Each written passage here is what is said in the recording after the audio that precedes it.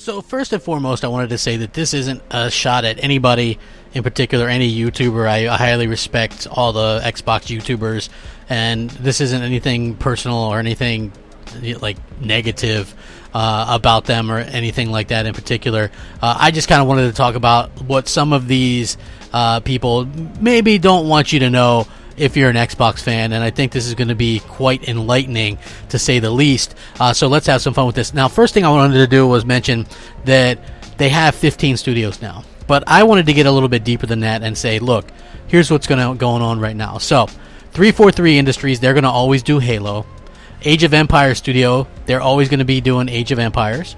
The Coalition, they're always going to be doing Gears of War, and they're about to release another one. Compulsion Games is a small AA game studio, and most recently they did We Happy Few, and they're finishing up the DLC and are just starting a new game. Even if they take 3 years, we're in 2019, 2021, 22. So you would be looking at seeing something from them in 2022. And then you look at Double Fine.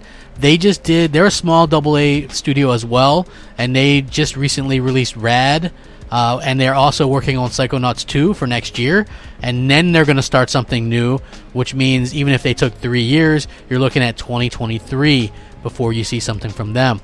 The Initiative, they're making a AAA game supposedly, but they are just now starting, and for a new AAA game, if it's a brand new IP with depending on what engine they pick and things like that, you're looking at between 4 and 5 years. So again, you're looking at 2023, 2024. That's a long time. When you look at NXile Entertainment, they're working on a VR game right now.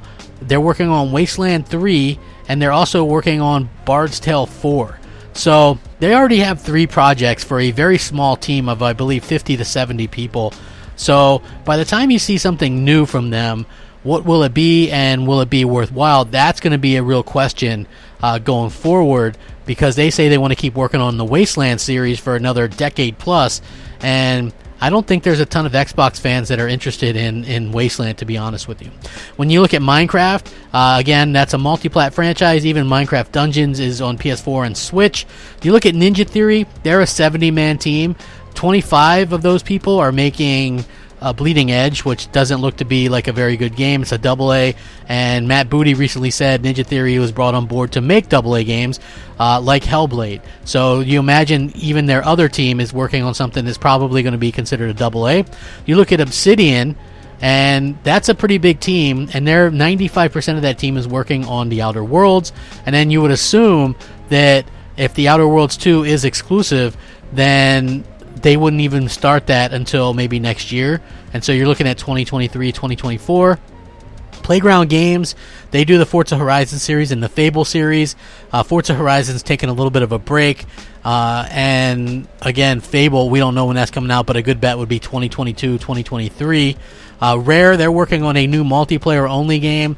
Again, you're probably looking at that launching sometime in 2022, somewhere along those lines. Turn 10 working on Forza Motorsport 8, which is obviously going to come out, I think, I believe 2021, unless they can super rush that to beat out the Scarlet launch in 2020.